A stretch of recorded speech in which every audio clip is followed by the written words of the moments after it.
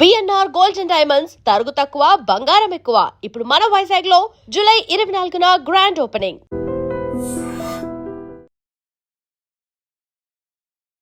So Trump దగ్గర ఒక కొత్త పీస్ ప్లాన్ ఉంది. అసలు మనకు చూస్తుంటే హమాజ్ వచ్చేసి వీళ్ళు వెపన్స్ వదిలేయాలి అని చెప్పేసి, ఇజ్రాయెల్ ఏమో సైన్యాన్ని వెనక్కి తీసుకెళ్ళాలి అని చెప్పేసి, ఫస్ట్ నువ్వు ముందు లేదంటే ఫస్ట్ నువ్వు అని చెప్పేసి ఇద్దరు చూస్తున్నారు. బట్ యుఎస్ రియల్ ఇంట్రెస్ట్ ఏముంది సార్ దీంట్లో? ప్రెసిడెంట్ ట్రంప్కి ఎప్పుడో గాజాని ఒక ట్రంప్ డెవలప్మెంట్ అథారిటీగా మార్చాలని ఉంది ఆయనకి.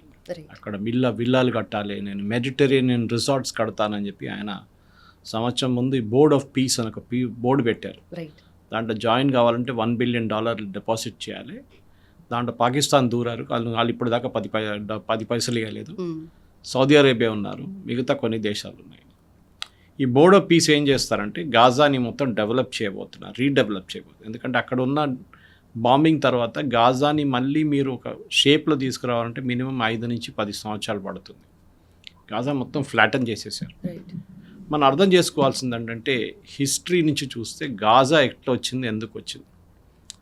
ఇజ్రాయెల్ అనే ఒక దేశం మే 1948లో ఫామ్ అయింది. వాళ్ళకి ఇండిపెండెన్స్ ఎవరు ఇవ్వలేదు, వాళ్ళే ఓన్గా డిక్లేర్ చేసుకున్నారు వాళ్ళ ఇండిపెండెన్స్ అనమాట.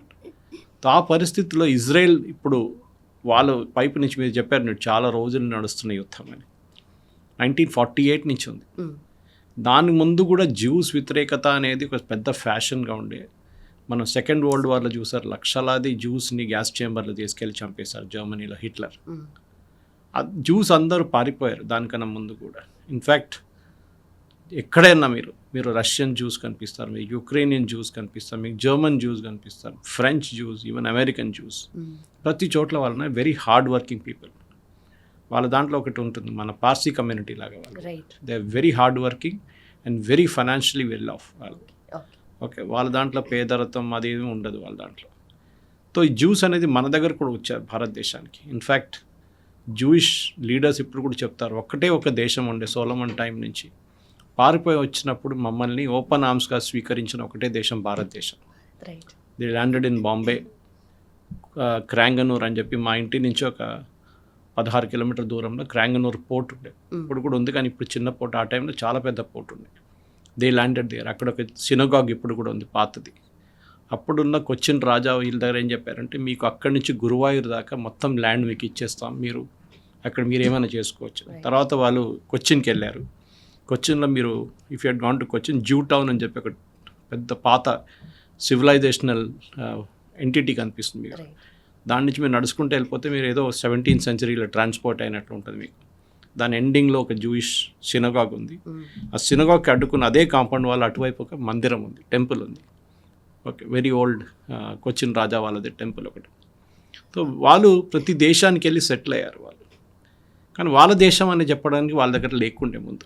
ఇప్పుడు కూడా అరబ్ వరల్డ్ ఎప్పుడు అంగీకరించట్లేదు that Israel has a right to exist. Iran కూడా అదే అంటున్నారు. ఇప్పుడు ఇజ్రాయెల్ ఉండకూడదు, ఇజ్రాయెల్కి ఉండడానికి అధికారం లేదు. ఏం తప్పు చేశారండి ఇజ్రాయలీస్? వాళ్ళు ఇప్పుడున్న ఇజ్రాయెల్ ఇప్పుడున్న టెరిటరీని వాళ్ళు డబ్బులు పెట్టి కొనుక్కున్నారు. మనకి బ్రిటిష్ వాళ్ళు వెళ్తూ మనకి ఇండిపెండెన్స్ ఇచ్చేసి వెళ్ళిపోయారు. ఇది మన దేశమే, వాళ్ళకంటే చెప్పుకోవడానికి ఒక దేశం లేకుండే. సో వాళ్ళు ఏం చేశారు, అరబ్ ట్రేడర్స్ దగ్గర నుంచి పెద్ద డెజర్ట్ ఉండే, ఆ డెజర్ట్ని ముక్కలుగా కొనుక్కున్నారు వాళ్ళు. జూయిష్ బిజినెస్ మ్యాన్ కొనుక్కొని వాళ్ళ గవర్నమెంట్కి అప్పగించేసి చెప్పారు, ఇది now it's the greater Israel. అది కాగానే మనకు తెలిసింది ఇమ్మీడియట్లీ ఇజ్రాయెల్ ఫామ్, కానీ ఇజ్రాయెల్ మీద దాడులు మొదలయ్యాయి. మీరు చెప్పారు యుద్ధాలని. యుద్ధం పాలెస్టీన్ నుంచి మొదలు పెట్టలేదు. ఈజిప్ట్, సిరియా, జార్డన్, ఇరాక్ వీళ్ళందరూ కలిసి ఇజ్రాయెల్ మీద దాడి చేశారు. ముందు 6 Day వార్ ఉండే, దాని తర్వాత ఇంకొక యుద్ధం ఉండే. అన్నిట్లో ఇజ్రాయెల్ వీళ్ళని ఓడించారు. దట్ టైం వాళ్ళ దగ్గర ఆయుధాలు ఎక్కువ లేవు, కానీ అమెరికన్ జ్యూస్ వీళ్ళని చాలా పెద్ద రీతిలో సపోర్ట్ చేశారు. వాళ్ళకి ఆ టైంలో మిసైల్ కానీ బాంబులు కానీ ఏం లేకుండే. బేసిక్ దాంతో పోరాటం చేసి గెలిచారు Israel. And each time they went ahead. అంటే వాళ్ళు సైనా పెనిన్సులా ఆక్యుపై చేసుకున్నారు ఈజిప్ట్ దగ్గర నుంచి. జార్డన్ వైపు నుంచి ఉన్న ఒక ఏరియా తీసుకుని now what's called West Bank now. తర్వాత క్యాంప్ డేవిడ్లో ఒక అగ్రిమెంట్ జరిగింది, మనకు తెలిసిందే, జిమ్మీ కార్టర్ టైంలో. దాంట్లో ఇజ్రాయెల్ అండ్ పాలెస్టీన్ అంటే అప్పుడు Yasser Arafat and I think it was Yitzhak Rabin అనుకుంటాను, ఇజ్రాయెల్ వైపు నుంచి ఒక ఒప్పందం చేశారు, పీస్ అకార్డ్ చేశారు. అంటే మేము అన్ని యుద్ధాలను ఆపేస్తున్నాం అని చెప్పేసి. దాని తర్వాత పిఎల్ఓ అనే organisation, Palestine Liberation Organisation was a terrorist organisation, Yasser Arafat. వాళ్ళ ఆయుధాలన్నీ సరెండర్ చేసి they went to the peaceful way. కానీ దాంట్లో కొంతమంది ఎలిమెంట్స్ ఇప్పుడున్న హమాస్గా మారిపోయారు. ఓకే, అప్పుడు అర్థం చేసుకోండి. సో ప్యాలెస్టీనియన్ అథారిటీకి ఈ క్యాంప్ డేవిడ్ అకార్డ్ ప్రకారం అప్పగించిన 2 ప్రాపర్టీస్, ఒకటి గాజా వైపు ఉన్నది, ఇంకోటి వెస్ట్ బ్యాంక్ ఉంటుంది. ఇప్పుడు కూడా ప్యాలెస్టీనియన్ అథారిటీ వెస్ట్ బ్యాంక్లో కంట్రోల్లో ఉన్నారు, కానీ గాజా వైపు వాళ్ళ కంట్రోల్లో లేదు. అక్కడ హమాస్ అనే ఒక టెర్రరిస్ట్ ఆర్గనైజేషన్ వచ్చి కూర్చున్నారు. వాళ్ళకి సహాయం చేసేది మొత్తం ఇరాన్. వాళ్ళకి డబ్బులు, వాళ్ళకి ఆయుధాలు, వాళ్ళకి అన్ని విధాల సపోర్ట్ ఇంక్లూడింగ్ డిప్లొమాటిక్ సపోర్ట్ ఇచ్చేది వీళ్ళు, మెయిన్లీ ఇరాన్ అన్నమాట. కానీ అరబ్ కంట్రీస్ కూడా సపోర్ట్ చేస్తారు వీళ్ళని ఇండైరెక్ట్గా, అంటే ఆయుధాలు ఇవ్వకుండా వాళ్ళకి డిప్లొమాటిక్ సపోర్ట్ ఇస్తారు. ఇజ్రాయెల్ని మేము అంగీకరించాము, చెప్పాను చూడండి, Israel has no right to exist. దాని తర్వాతని 2 స్టేట్ సొల్యూషన్ అని చెప్పి కాన్సెప్ట్ వచ్చింది. అంటే ఒకవైపు ఇజ్రాయెల్, ఇంకొక వైపు ప్యాలెస్టైన్, వీళ్ళిద్దరూ కోఎగ్జిస్ట్ కావాలని. కానీ ఇజ్రాయెల్ దాన్ని అంగీకరించట్లేదు. ఇజ్రాయెల్ సెడ్ మా మీద ఎప్పుడు దాకా దాడులు నడుస్తూనే ఉంటాయో we will not agree to a Palestine. So అదొక ఆన్గోయింగ్ డిస్ప్యూట్ ఉంది. దీని అన్నింటిలోనే ప్రెసిడెంట్ ట్రంప్ ఫస్ట్ టర్మ్లో ఒక కొత్త కాన్సెప్ట్ తీసుకొచ్చారు, కాల్డ్ అబ్రహాం అకార్డ్. ఈ అబ్రహాం అకార్డ్లో ఒక మెయిన్ పాయింట్ ఏంటంటే దట్ వీ విల్ ఇజ్రాయెల్ని రికగ్నైజ్ చేయాల్సి వస్తుంది అరబ్ నేషన్స్.